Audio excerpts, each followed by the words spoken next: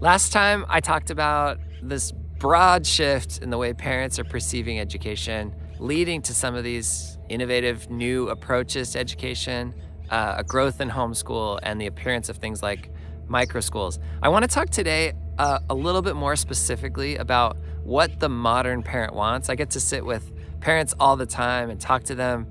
We host info sessions for Prenda, so I'll show up at a coffee shop and invite parents from the community and educators to come and meet me. And oftentimes I'll get people that have a 1-year-old, or a 3-year-old, or they don't have a child yet. They're preparing to have kids, but this generation is thinking differently. And these people are already, they're not just what school do I go to, which I think was the old way to do it. They're saying, what is best for my child? What is my philosophy and approach? What do I believe? And I want to share some observations just based on all of these interactions that I'm having and what I'm seeing in the world. So 3 things that parents want today that is different than what parents wanted in the past. So the first one is an overall sense of well-being, caring about the human. We'll talk about that. The second one is a recognition that my child is a unique individual, not a widget on an assembly line. And the third one, related to both of those actually, is about engagement. I care that my child's thirst for knowledge is real, that their love of learning is kindled. So we'll talk about all 3 of those in order.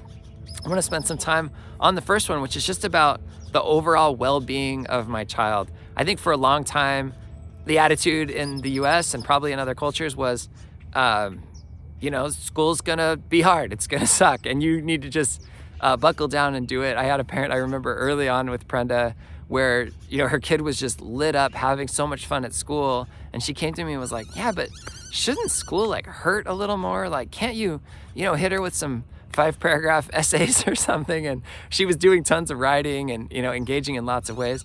It's just this, I think the attitude before was, it was fine if they suffer, or maybe even good if they suffer. I think the question now is, recognizing their core humanity, the humanity of children, which is a relatively new idea. I think a lot of us didn't grow up with that at the center, but recognizing the humanity of a child and saying, okay, well, if I think of them as a human with valid, emotions and needs and on a growth trajectory that I can be patient and supportive about, then what does that mean for the structure and for the way learning happens?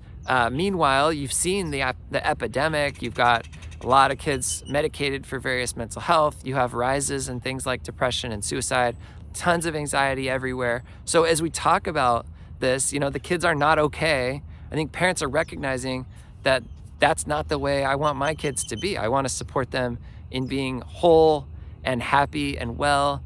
One trend in education that you can see, especially at the younger ages, pre-K into kindergarten and some of the early grades, is Montessori. Maria Montessori understood this, in the 1860s, 70s, a long time ago, maybe 80s. I should know my dates. Someone's listening to this and they're saying, hey, wrong dates. But Maria Montessori, a long time ago, recognized the humanity in children and built a model around that. I think that's why it's been so successful, especially recently, because parents see that. They want that care and respect and dignity for their child. And I think some of the structures that were created, again, for good reasons, they were created so that everybody could read, but they kind of forgot those pieces of how to do this in a way that's whole and caring. A lot of interest we get from people that are worried about bullying or disconnection, or, there's lots of different reasons why you might see your kid struggling, a teacher that, is simply overwhelmed or overworked or unable to give the type of connection that I think intuitively we just all know that connection is such an important piece. So that's something you're seeing in parents that really, I think they want their child to be whole. They want their child to be okay. They want to see, not that they're pampered or coddled, that everything's easy for them. They're fine with kids pushing themselves and challenging themselves. In fact, I think that feels good because that's part of what the human spirit wants to do is take on something big. But to do it in a way that's supported and psychologically safe. So that's the first trend I'm seeing. The second trend is about the unique ability of this kid. So forever in the olden days, it was everyone's the same. We're going to do the lesson the same way. That's the only way we could have done it.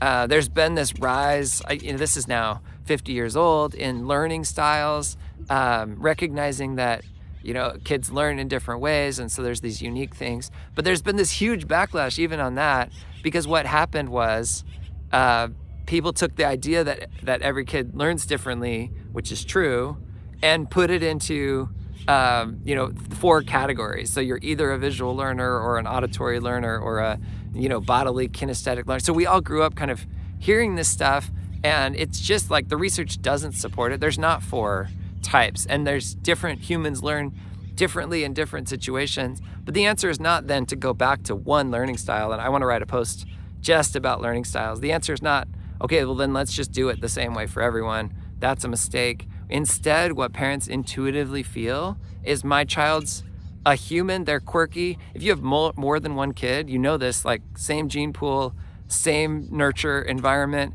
and each of them showing up so different, right? It's nothing you did that's making these kids different. So just recognizing that and appreciating that and being willing and able to adapt to that individual need. One evidence of this that you see in the world is around special needs. So, you saw some laws passed from the federal government back, in the last century where, really trying to honor and support kids with special needs and disabilities. As you've done that, it's turned into, in many cases, a pretty litigious interaction. So schools will, show up and they'll say, we want to do education this way. Doesn't work for every kid. Of course it doesn't, right? It's one way. So as that happens, parents recognize this and get frustrated, and they come in and say, hey, you got to take care of my kid. But now the law's on my side and we need to do something different. And so I can get this document called an individualized education plan, really write it out and say, hey, legally binding, you've got to do these things. And then of course the schools are scrambling to do it. I believe good intentions abound. Like in many, many cases, that's what they're trying to do. There are, of course, exceptions to that. But, we've got special needs parents that are watching this saying, that wasn't the case. It wasn't good intentions in my case. It's frustrating, right? And you're in this situation where your kid needs something different than the normal thing. And that because you're their parent, and the system is simply unable or unwilling to do that. So this rise in recognition that not only do these kids with a diagnosis, with an IEP, need special, kind of a unique approach, but really every kid deserves to be treated as a unique human. They just are. And so how can I get that for my kid, whether or not they have, a diagnosed special need or disability? So that's a major change that's happening. I think parents are looking for that personalization, that adaptation, willingness, and the ability to kind of bend things in a way that will support my child as the individual, unique, wonderful genius that they are, right? How can I get that for my kid? And that's a major shift in the way parents are thinking about this. The third one's around engagement, and I'll just go really fast. I think all of us have, we've seen what disengagement looks like. You have kids kind of sitting there asleep in class and just waiting while the teacher drags on, or there's just these inefficiencies. By the time I was a senior in high school, I can't actually tell if I was more disengaged or my teachers. I had a lot of teachers that were retiring at the end of that year. I went to just a regular school district high school, and the content was there, but I figured out that I could minimize my effort by just like looking in the textbook and then just sort of wasting time or not showing up for lectures. I was as disengaged as you could be while still getting straight A's as a student. And I think what everybody handles the disengagement differently. Some people go to distractions and other things. Some people kind of just keep their head down. Some people lash out and they get in trouble and things like that. So I think what parents want to see is this genuine appreciation, this desire, this interest for learning. I think we can all think back to when our kids were babies and everything was learning. They were going around and grabbing things and touching them and putting them in their mouth and looking at everything with wonder and amazement. And then to compare that to that same kid, 17 years later as a senior in high school, who's just like uninterested in anything and completely fires out. I think some of us would say, oh, that's the way it goes. Others of us would say, I don't think so. I think some of that is done to them by the structure. And I'll just say really quick, I use this metaphor a lot, but my book's called A Fire to be Kindled because I love this quote from Plutarch thousands of years ago that says, the mind is not a vessel to be filled, but a fire to be kindled. And if you're trying to light a fire, you're trying to get those precious sparks to catch on to something and catch flame, and for that thing, the right combination of air and fuel and heat that will sustain a fire. The worst thing you could do in that moment is pour water on that fire. Unfortunately, our system is built around filling vessels. You'll actually hear educators use this metaphor, like I've got to fill their cups, I've got to pour the water. And and that's what standards are, and that's what lectures are, and that's what time-based instruction and units are, and that's what standardized tests are, right? Is like, let's just get this information into their heads. Well, all of that is unfortunately having the result of putting out any chance of a fire in so many kids. So that's why engagement is so low in traditional system.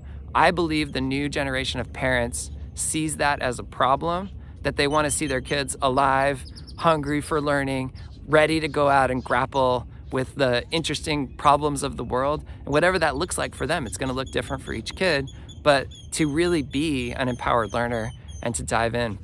And so I've been excited to see this trend. I want every parent to ask questions not only about pedagogy when they go visit a school, but to ask questions about engagement and to look around at the school. You can really tell if kids are in it or not, if they're engaged, if they're happy, if they're choosing to learn. You can see that in the eyes of these kids. So as we look at changes in parental, attitudes and approaches, I think these three are really important. This desire for treatment of the whole child and wellness, just well-being. This desire for my child to be recognized and seen as a unique individual, a human with their own gifts and talents and abilities and challenges. And then finally, a specific emphasis on engagement and a desire for these kids to really become learners who want to do it. Those are exciting trends for me. I hope you're excited about it too. And thanks for watching and giving me a minute to spend some time talking about this with you.